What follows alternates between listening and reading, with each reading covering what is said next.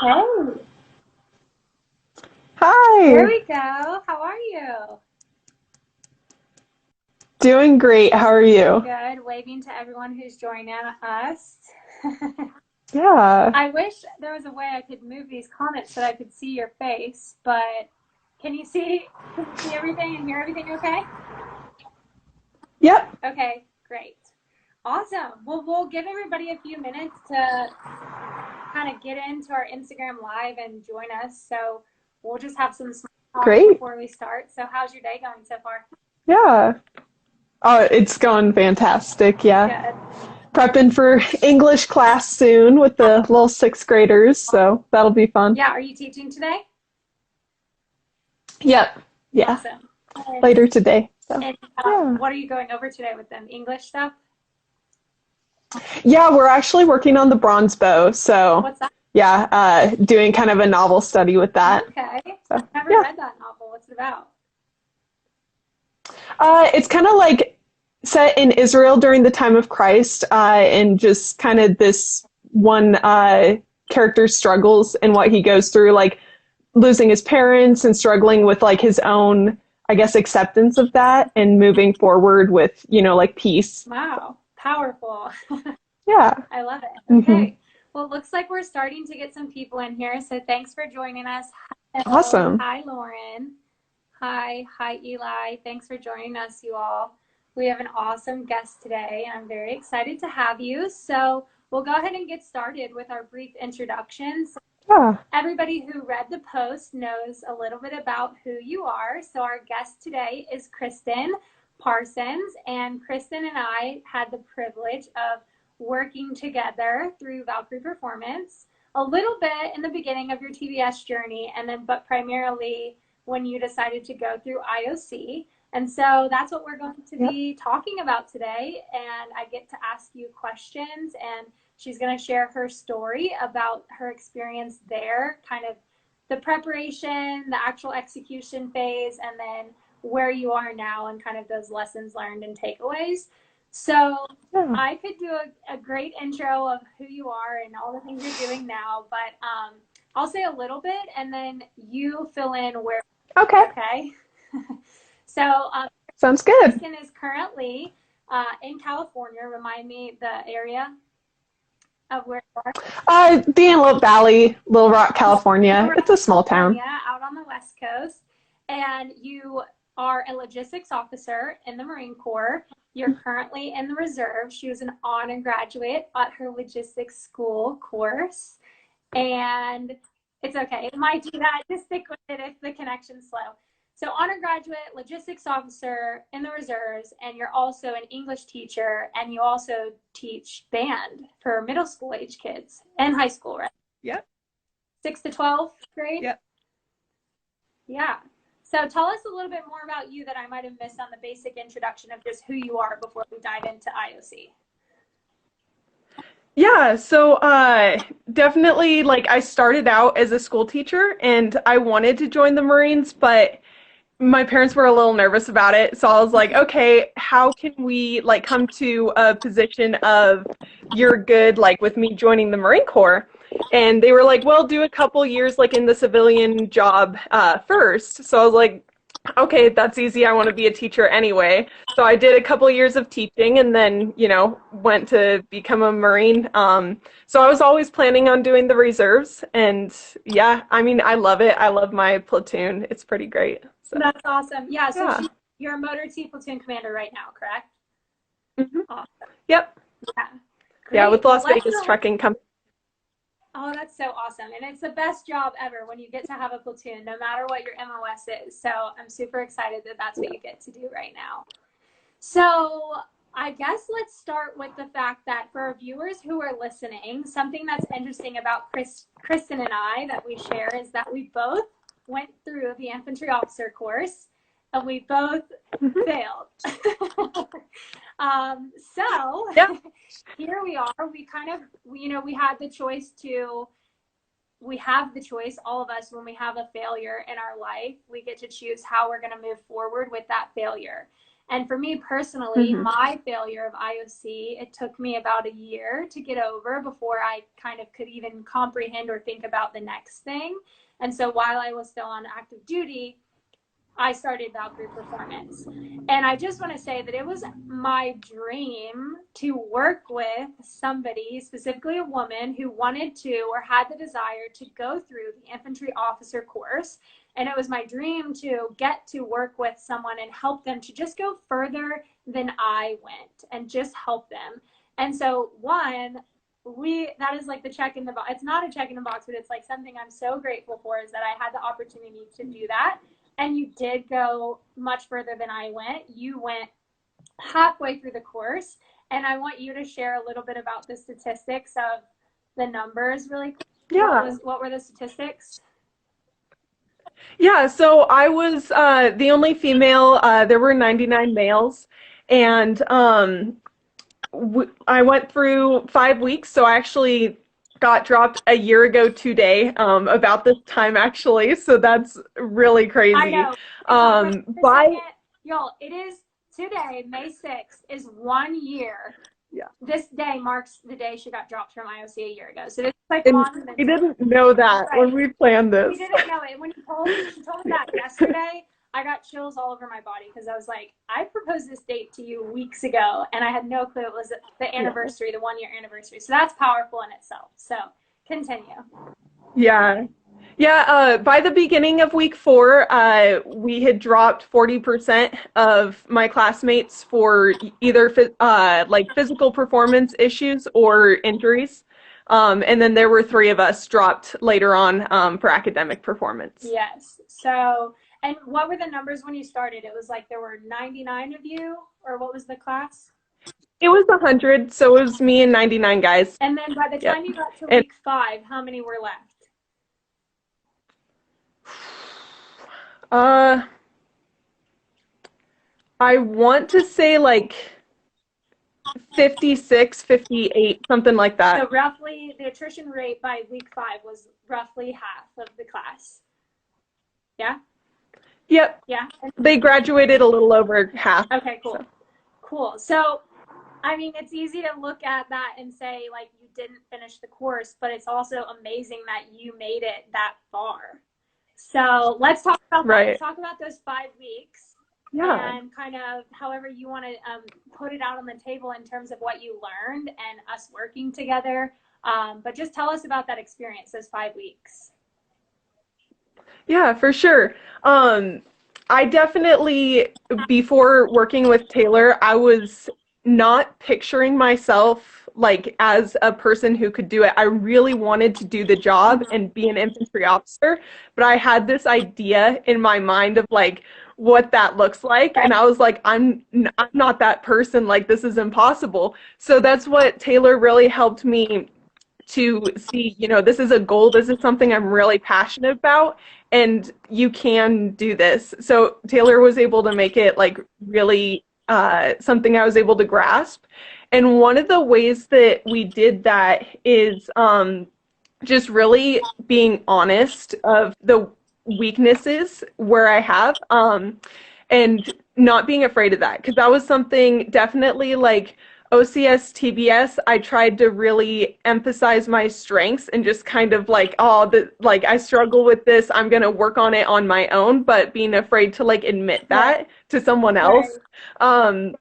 So that was a huge part of it right off the bat. And even just IOC in general, especially the feedback I got from the board at the end, it literally changed my life, because I was struggling with why am I like messing up in these areas consistently, and it was difficult for me to really recognize what exactly was the root problem or the root cause for my responses in those areas. And they were able to really focus in and be like, hey, this is the like what you need to focus on. And I was like, oh, that makes so much more sense now. So things like how you respond when there's like this overwhelming stress on you. Are you responding like, overthinking too much, or are you not thinking through anything and just giving like a gut response? So that was something that I had never really thought through before and was really important for me and great feedback. I mean, I'm so thankful for the course and the teachers. I mean, that course, I learned so much there in one day than I Yes. did pretty much the entire time at TBS. Like, it is a quality professional course.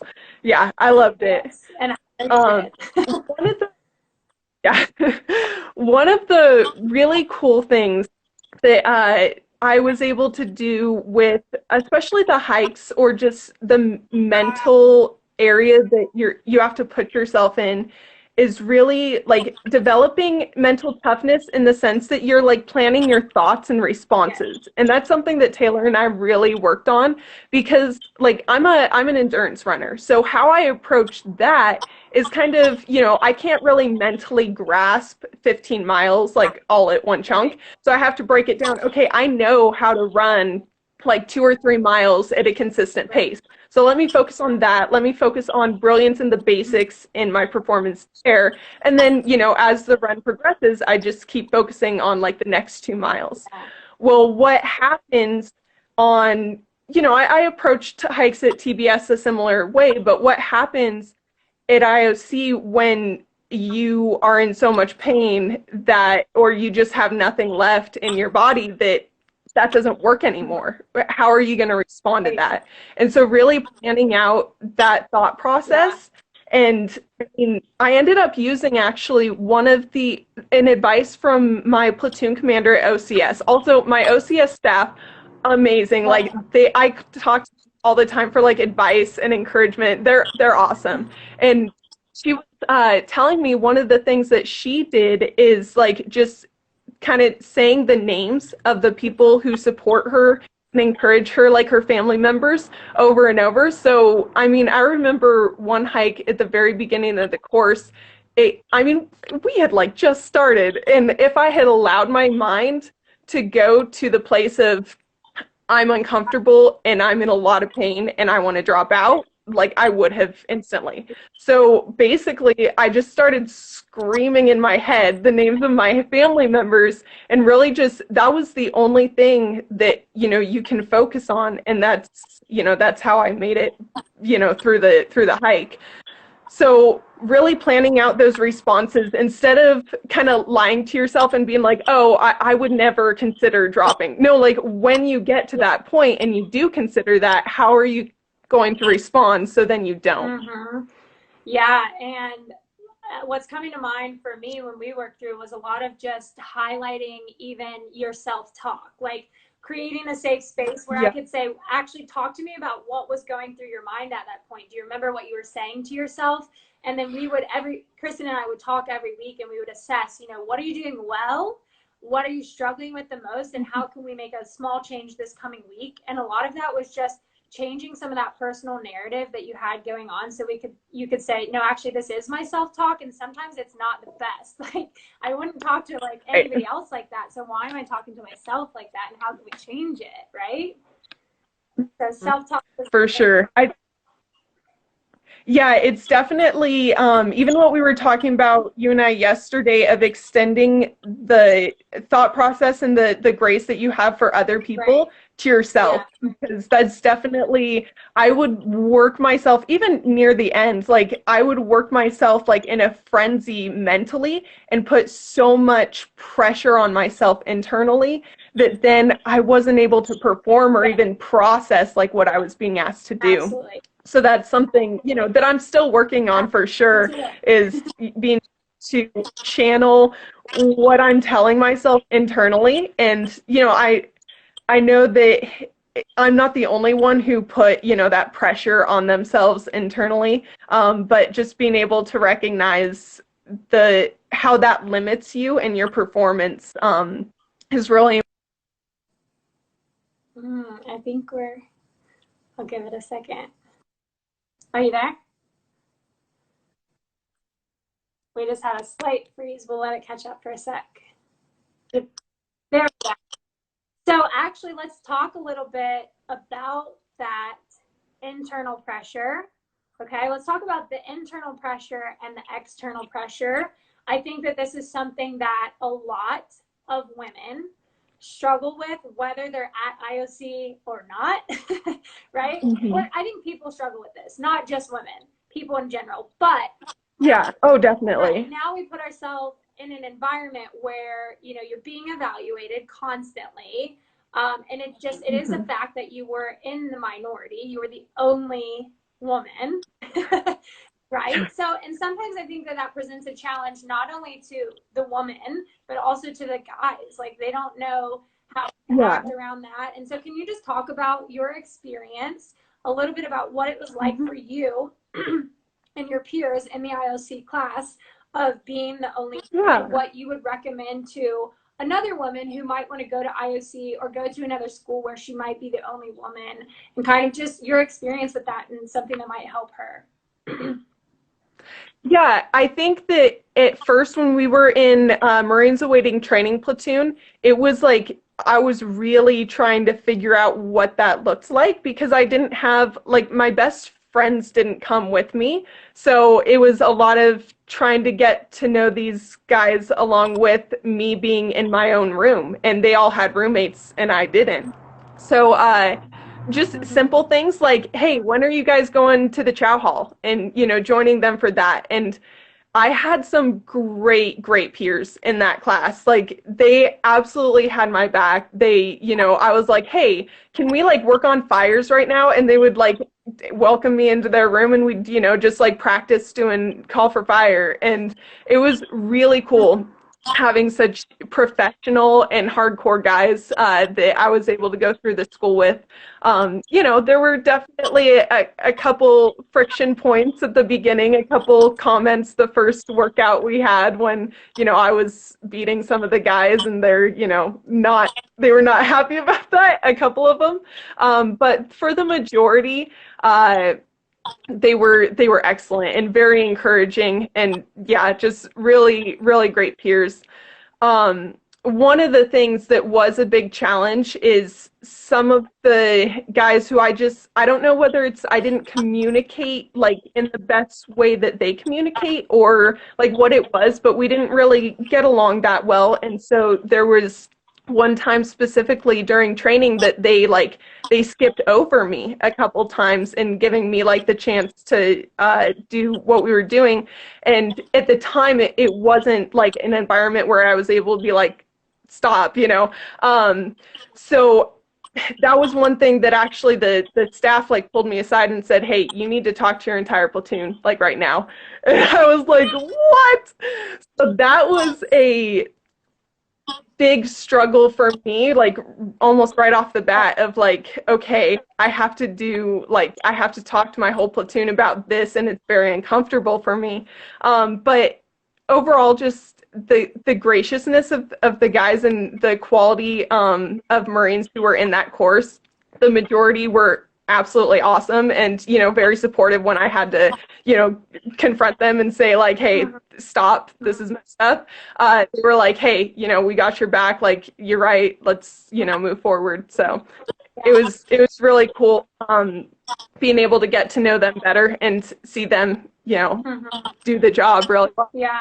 And I remember that. I remember I remember coaching you through and talking about just the topic in general of having hard conversations and in the practice and kind of refining the art of communicating hard things and saying what we want or what we need, or setting boundary even of like, this isn't appropriate and I won't stand to be treated this way, right?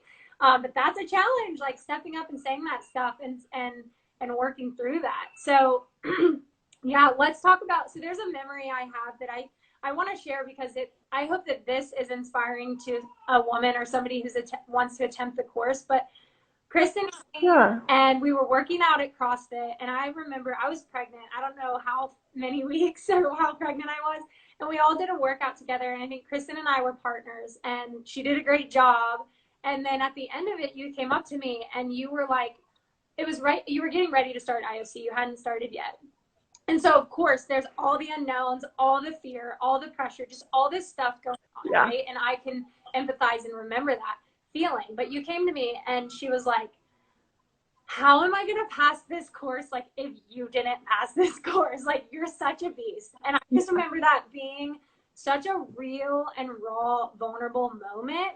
And I would say that that was the nature of our coaching relationship, was like at the beginning, finding the courage to be honest about the real struggles you were facing. If you wouldn't have had the courage to say, I am having this thought right now, and just kept it in your mind, it might have downward spiraled into, you know, leading you astray or leading you to focus on that. And instead, I said, Kristen, you are great at things that I am not great at. You are great at endurance. You have the heart of a lion, you know, and I just knew that you had something in you that was different. You know, we're not the same person or have the same strengths. But then in addition to that, I was like, the course has changed. The school has changed. I was very confident that even in the years, so when I went, it was 2013, and I didn't even have the option, if I were to pass the course, to obtain the MOS, but you did. And I was like, things are changing, so they're not perfect. But I am hopeful that things were going to be better for you, and that the school had reached this really professional level where they're starting to get more accepting of it. And so I wanted to point that out because I'll never forget that moment. And I was so thankful that you came to me, because I was like, listen, like, I may be physically strong in some areas, but you are so amazing and so strong. And I think the power of not only human to human being able to do that, but woman to woman, having these shared experiences and these shared struggles that you can explain to people, but maybe they won't understand because they haven't really experienced it in the same light. I just think that it's so cool, and that's what Valkyrie Performance does. And you have even mentioned, maybe you want to talk about a little bit more in your healing from the failure and moving on from it. One of the things that's been very powerful for you is, or has been, connection with other women who have also failed the course. Yeah. Oh, absolutely. Every single day that I walked into that building, even just walking into that building, I was so thankful for the women who went before me and just really wanted to, perform in a way that made them proud, and just, was overwhelmed by the fact that, I was like one of the few who even got to like step foot in that building. So that was a really like exciting thing, and just really impactful that, like you were a woman who was brave enough to go through that at the time, and then, reached out to mentor me. So yeah, but definitely, it's been really helpful talking to other ladies who have failed the course, because it will pretty much always be the biggest failure of our lives, and there's just no getting over that. And so it's just something that we have to accept. And I know that I was talking to one of the ladies, and we were just focusing on, our Marines now and how that's our motivation, and that's really all that matters now. And so learning how to I guess grieve the loss and the idea of what I was going to be, and accepting, the new passion I have, because logistics is such a great fit for me. Like, I was at MOS school and I was like, oh my goodness, this is awesome. Like, this works with the way that I'm thinking and my thought process and my skill set. It like works so well together. And, recognizing that infantry, though I had the passion for it, it wasn't the best fit for me with my skill set and the way I think about things. So yeah, definitely being able to help other ladies who are, wanting to go through the course. And I think when people hear that, sometimes they're concerned about like, oh, are you telling them specific things? Or even like other guys like that I've been helping. And it's like, no, like I don't talk about the course. We never talked about specifics about the course. We talked about the mental and the almost emotional preparation, and just how to overcome really like yourself and what's happening inside of you, so then you can perform like in a way that is necessary for the course. Absolutely. And I love what you said, like your reason. So when we started working together, one of the first questions I asked you was like, why do you want to go to IOC? Excuse me. And you wanted to go for the right reasons. I mean, you've mentioned like it felt really honorable and you thought about the women who came before you, but you weren't going to IOC to prove that women could do it, right? You Right. weren't going to prove something. You were going because you wanted the MOS. Now, if I'm being really honest with myself, I think that there was a mixture for me of kind of like the right and wrong. Like I really just wanted the challenge. It was like the hardest possible thing. So that was kind of part of it. I don't think that I was like born to be an infantry officer or like necessarily same thing for you. Like it's hard to accept that like maybe I wasn't just meant to be an infantry officer. And I'm working, or I've worked on accepting that now, you know, and logistics was my MOS too. And that was a great fit. So I think part of the process is getting really honest with yourself in your why and your purpose. And then if it turns out it's not a right fit because of the skill set or the way the thought processes or other factors, right? We can take that and use it to make us better leaders and better people moving forward. And that's what we did. I mean, we have so much archive of Kristen's experience in our Google Drive of every day doing reflections and capturing lessons learned. And so if anybody wants some of our golden nuggets, you can email us. We can send out some of that information if you're open to that, you know, some of the lessons learned.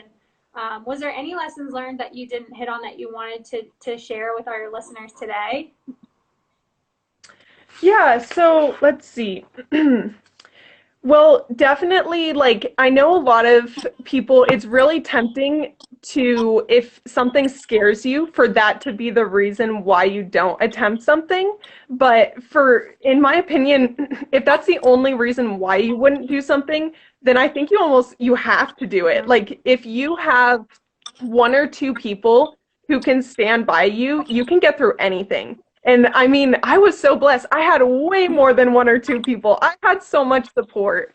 So just really being bold and courageous and willing to take that step, even if something scares you, that's huge because then that helps you grow. And even if you fail, obviously, that growth mindset of looking at it as, you know, adding to who you are as a person and overall, is really important. So yeah, the growth mindset too is right. Yeah, and I remember that thought too. Like, there's a huge chance that I might fail this course if I attempt it, right? Like the odds are like stacked against you in every way. But that's not a good enough reason to not do it, right? It's like you can go and try and fail, and that's one thing, but not trying. I mean, can you imagine living with that regret? You know, so talk to us a little bit about where you are now and just the intangibles of IOC and how they're serving you or what you're continuing to work on or your strengths that you pulled from the school. Talk about how that's serving you now and where you are in this season. For sure. So one thing that I'm really making sure that I continue, okay, there we go, is my mental, sorry. There we go. And people always like ask me, how do you develop? Okay. Can you hear me now? Yeah, but you said the main point and it blurred out. So it was your what? Okay. Yeah. So one thing that people really ask me is how like to develop mental toughness. And one thing that's really I found to be effective is to have like someone else be in charge of the workout for the day and like not tell me like what's going to happen or, you know, how many reps we're doing and just like go for it and, you know, getting in that mental space of I'm going to keep going regardless and I'm going to keep giving 100%. So that's important to me is I like continue developing mental toughness in myself and, you know, helping others develop that. One thing that I've really can we pause and talk about something I'm remembering as you're I want to point out, so I would send Kristen workouts according to what she had done with the class, and then obviously when you were in IOC we like pulled that back a lot, but in the preparation phase I can just remember specifically when you were working on rope climbs and weighted rope climbs, it was a really challenging skill that you didn't have a lot of confidence in.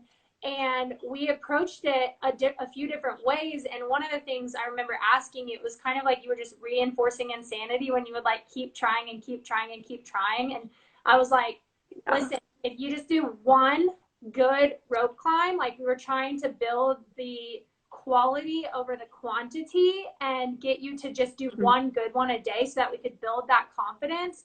But talk about that a little bit and how even just shifting your mindset a little bit in that aspect helped you kind of break it down and simplify it, like even a skill such as that. Yeah, definitely. Well, I think that that was one area where I was, just the O course in general is something that I struggle with. And so it was very much something that like I went off like every Saturday to work on my own, but I was very uncomfortable admitting to other people that that was, a struggle. So I just kind of like that was my thing that I worked on. And then working with Taylor, I had to be transparent. So it was really cool being like very terrified to tell Taylor and admit like I felt like, a person going to IOC should be crushing this and I wasn't. And so admitting to her, hey, like the weighted rope climbs are not happening. Like I'm trying, I'm making it like halfway, it's not working, and her being like, okay, well, don't do that then. And just like focus on one good one and overcoming that mental block that I have. I mean, specifically with heights, just focusing on that one and building my confidence with that. So then, I was able to, by the end of our training together, I was doing, several weighted rope climbs during my workouts. Yeah. And so to break that down, kind of what we did was like build the confidence and strip down all the weight. And I was like, okay, let's work on the Yeah. technique and the bite and the regular basic technique of a rope climb. And then we'll add weight and we'll just do one and then we'll change the reps or the reps as we go throughout the week. And you just got, once you mastered the basic skill, we would just build upon it slowly. And instead of going out and setting the bar too high and then you leaving, walking away from the obstacle course disappointed with yourself, you were more of like, oh, okay, today was Mm-hmm. a win, a mental win, a physical win. And the Yeah. next day we came back and built upon it. Because you obviously, I mean, you were doing great with the endurance. It was just some of the technical and the strength stuff. And then, like you Mm-hmm. said, that mental Yeah. toughness of thriving in uncertainty in a way that you can implement uncertainty is like show up to do a workout, have no clue what it's going to be, and just go into it with a good attitude. Yeah, and I think that that kind of ties in with the whole what you're telling yourself mentally because when I was doing those attempts and I would just be like, oh, I can't. you're awful, like this is not what you're supposed to be doing, and all this negative talk, and being able to shift that and still be honest with yourself, but look for the little wins and victories. And that's something also that we really focused on during that course is that, obviously no one's going to tell you like good job for something, or maybe like it's not really like a good enough job, but like that there were little areas that you did well in personally and you've seen your own growth. And so being able to celebrate that and not just like gloss over it and focus on the next like negative thing, but to really dwell on the positive and be able to increase your confidence and approach the next challenge with that like motivation behind you. Absolutely. And as we're talking about preparation, is there anything, so thinking about our audience and viewers and women or men who might have the desire to go to this course, as you think back to your preparation, whether that was pre-IOC, pre-TBS, is there anything that you would have done differently or wish that you would have started earlier or sooner or did more or less of? Like, if you could change anything about your preparation, is there anything that you'd do differently or recommend to somebody? Definitely. Yeah, so I did a lot of studying with like TBS handout type of stuff, but really going to the source and like the Marine Corps publications, like I definitely wish that I would have done that because that would have really helped me just understand the big picture overall, as well as, grasping more of the academic concepts. But that's something that's very important at IOC is, obviously those basic infantry skills that, I don't know, it's just funny looking back because I'm like, well, that's obvious. But at the time I was so focused on like the just scared Right. of, being the female and focused on the physical aspect that, that's something that I kind of glossed over in my preparation. So, really focusing on the skills of infantry as well as just the big picture and adaptive planning, being Yeah. able to adapt your plan to different things. So that's one thing that I'm growing now and trying to improve on is like in my free time, which I don't have a lot of, but when I do have free time, looking up TDGs online and just doing that. That's a really basic way that you can start developing your thought process and finding out where you're really succeeding in thinking through those skills and where you need to, focus on improving. Yeah. Okay. So academically, you would have just leaned in a little bit more to the TBS academics, like another level of. Are you saying like you would have gone deeper to retain? Yeah, like the Marine Corps publications, stuff like that, instead of just the TBS surface level type of stuff. Yeah. Awesome. So that's academically. Anything else you would have done differently in your physical or mental preparation that you want to give as nuggets to those who might prepare for it in the future? Yeah, I think that it also depends on your like body type and your strengths. Um, for me, since I'm, an endurance runner, I think that I would have focused a little more on like actually lifting weights and, figuring out how to do like that that process and do it with the correct form, because that was a big friction point for me at one point in the course is just the technique more than the pure strength, because that's not something that I really focused on, in the gym. I focused more on like my endurance strength. So yeah, just that, power strength in the form, Yeah. stuff like that. Yeah. Whereas for others who are confident with that and been preparing, then, I would have focused on, more the endurance stuff. Right. Yeah, exactly. Were there any struggles that you faced at IOC that you didn't anticipate going in? It's a great question. I think just really focusing on what I can control and what I can't.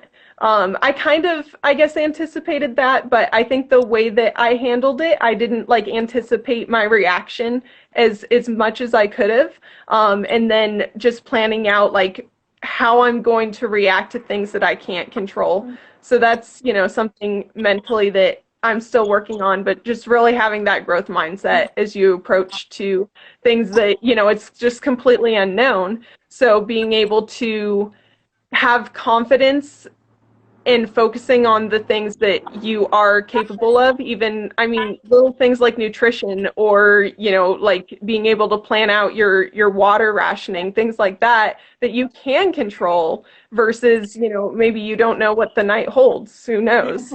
So instead of, I know that I would definitely like focus on that, like, oh my gosh, I don't know what's coming, instead of being like, hey, I'm focused right now, right here. Yeah, really being able to not, I guess, spiral out when you have things upcoming that are just, kind of like looming over Yeah, you. because it's obviously one thing to talk about that and to know that that's gonna come through the course, but then when you experience it, it's a completely different beast, right? You cannot really Right, describe what it's like until you experience it. So let's talk a right. little bit about how Valkyrie Performance specifically helped you. I know we've talked a lot about the self-talk and the coaching, but even as much as Yeah. my perspective on the outside looking in on how I assume I helped you, but share with everybody the really specific things about working with a coach in preparation and through this, how that helped you. Yeah, absolutely. Being able to be just completely honest with you, and that was definitely, something that scared me at first, and knowing that eventually that you wouldn't like judge me at all, that you're like, okay, this is a great piece of truth for you. Now let's see if, is that true or do we need to shift your thought process? So that was very important working with you. I think that I would have mentally not been able to handle a lot of the pressure that I put on Yeah. myself or that I felt from the external environment at all if I wouldn't have worked with you and, been able to really confront what was happening head on. Yeah, absolutely.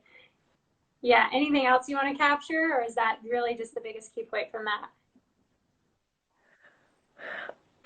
I mean, you have all of your Tell like me how good athletes I read. am. Tell me how much you love Yeah, me. you have all your athletes read the mindset book, and that was really impactful for me, just having that shift, even as a teacher, to a growth mindset that, my students, like maybe they're really struggling with their writing, but, me working with them one-on-one, it gives me one more, I guess, hope as a teacher Yeah. that, this is possible. Let's just keep working. And also for them being able to have that give them the positive talk that maybe they're not giving themselves mentally, and being able to focus on growing and becoming that goal that you have for Mhm. yourself. So it is attainable. Like any goal that you have for yourself is attainable. You just have to then break it down into the steps and have someone like Taylor who, you're able to be honest with and help guide you through that. Yeah, and I think what's cool, and I know we mentioned this early, but we really did break down to like the micro level, to like the now, right? And I think as a leader, one of the struggles is that we're constantly thinking like 2 and 3 steps ahead and trying to prepare and plan for Mhm. so many things. And so when you came to me, it was very intentional, very focused, and very specific. It was like, we have 30 minutes together to talk just about you, to do a reflection about you, what you're doing well, areas you can improve on, what you're struggling with.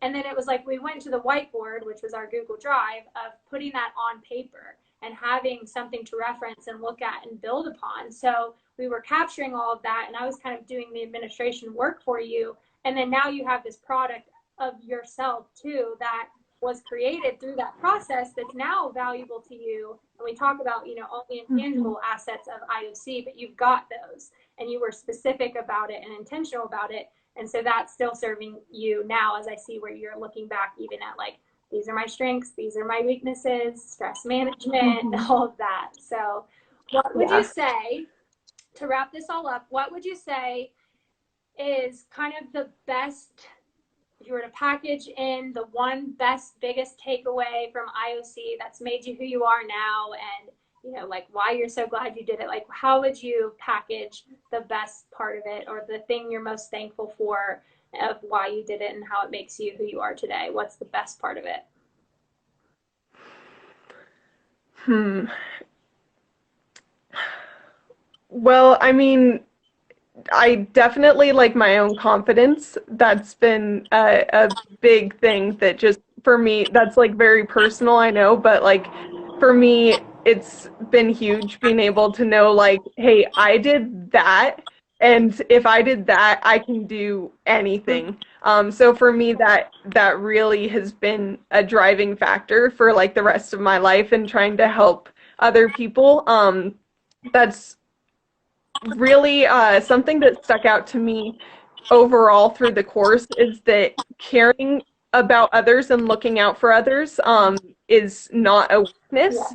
And, that's something that, we all had each other's back during the hardest parts of it. And really being able to put that into your own life and, whether it's mentoring other people or just helping whoever you can find, that's, I mean, a lot of people, I think, feel that's a weakness, but it's definitely not. I love that. I love that shift in that mindset. And I think for a lot of people and a lot of women, it's a beautiful thing to acknowledge some of what might be labeled as like feminine energy or feminine qualities, whether it's Mhm. empathy or some things that sometimes in the military culture and environment can be labeled as weak or labeled as insert X judgment.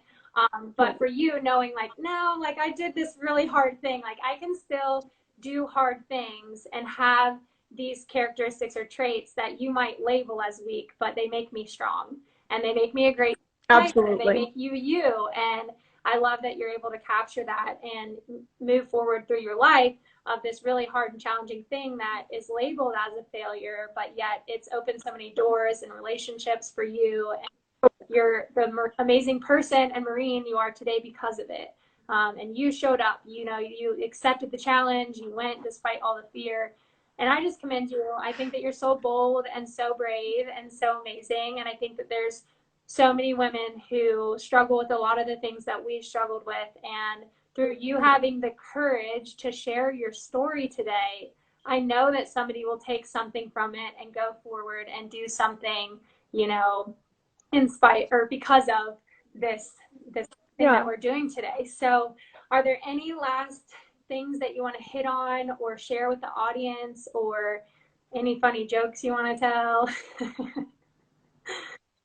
I don't think so. I think we covered a lot of the main points and the important things.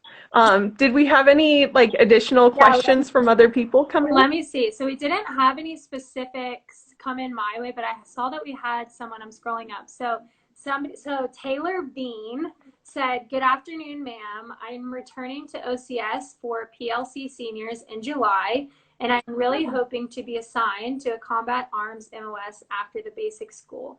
Your story is really inspiring to me. Thank you for this video." Oh, thank you. Yeah, whichever like job you end up doing, just always be true to yourself. Don't try this. My platoon sergeant from OCS actually was telling me this when I was struggling with, that failure.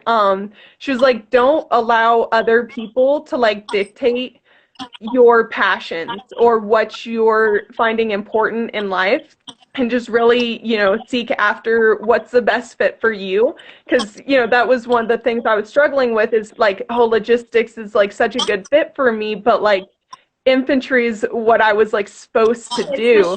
And so right? Supposed to do. And she was just really making sure I understood to like follow your own passion and write your own story, that someone else's story isn't like the best fit for you. And so whatever that looks like, to just go all in and, have those people behind you with that growth mindset and just really go after it. That way you're able to learn more about yourself. Like any failure you have is something you're able to really understand about yourself and grow, and then become more confident after it. I love putting myself in what I call sink or swim situations. And that feeling of like terror, but also the growth and being like, hey, I like really struggled in this area and I'm really glad I know that now, and so now I can work on that personally.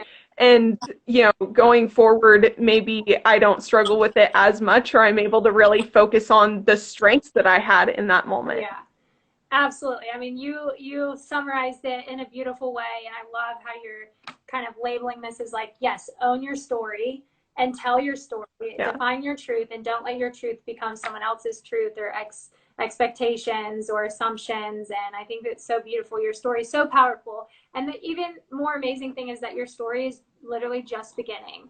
I can see your potential. Your light shines so bright. You're so amazing. And your attitude, more than anything, is just so contagious. And you have a warrior ethos spirit. And those are intangibles that, they're innate to you. They are just who you are. And it's so beautiful and amazing. So thank you for sharing your story today, Kristen. If people want to get in touch with you, the best way to reach out to you, can they email you or just DM you on Instagram? Oh, absolutely. Yeah, Instagram's fine. And I'm also, I'm going to put my email in the comments right now. Perfect. Okay, well, when we finish this story, I'm going to save it to our YouTube channel and I'll send you the link. I'll post it on our website as well. So if anybody wasn't here today or tuned in at the end and they want to go back and watch the beginning, I'll push that out. And I'm just so thankful that you were so brave to share your story today. So thank you, and I'll be in touch with you. Thank you for giving me the platform to share, because definitely, like, if I would do this on my own, I don't think I would, but having, your encouragement and support is definitely huge. It's, I've tried to talk about failure in the past with some other people, the seniors at my school, and it was really a struggle for me to be able to like communicate that well. But I think that now that, we've come to a year has gone by, it's really important to recognize that time is a huge healing factor. And the fact that, you gave me this platform, I'm just really thankful. Thank you. Yes. And the healing is an ongoing thing too. And I would say that you said something at the beginning about the failure, like we'll never get over it. And I think that you will get over it. Maybe you won't get over it, but it will Right. transform and transcend into the meaning of this failure will continue to change as you go throughout different seasons of your life. And as we were talking, Right. I was reminded when you were like, oh, it's a year on the dot. I reminded myself, like, wow, it actually took me about a year to just remove any bitterness. Like, I just had a lot of resentment, to be honest, towards the Marine Corps. My experience was way different than yours. But it took me about a year to just remove any anger or resentment. And that was when I could actually just accept responsibility for my failure and then move forward from there, right? So I talked about Yeah. the attitude and the healing process and you continuing to redefine what that failure means to you and how it's going to show up in your life as you go on and go forward. So it'll continue to evolve. And so I have hope for you that it will always be a part of your life, but it will continue to evolve and transcend into what you want it to be. And it won't have control over you. You'll have control over it. So you're amazing. Thank you so much. We had some Thanks. girls pop in at the end and say thank you. Taylor said she's been taking notes. Amy said thank you. Oh, Somebody said they're proud of you. Liz and Amy are proud of you. And I'm proud of you what? too. And always in your corner. Valkyrie Performance is always here as your tribe. And to any of our viewers or people who are thinking about going into the military, any branch, or to any school, any combat related training or first responder position, this is what Valkyrie Performance does. This is why we started our tribe and our coaching platform, and it's all we do, and it's what we focus on, and we're very intimate and we're very small. And if you have the right reasons to receive coaching, then we're here for you. So thank you again. This was amazing, and I hope that you have a great rest of your day. And that's it. Thank you, everyone, for joining us. Thanks. Bye, Chris. Bye. Yes, this will be recorded.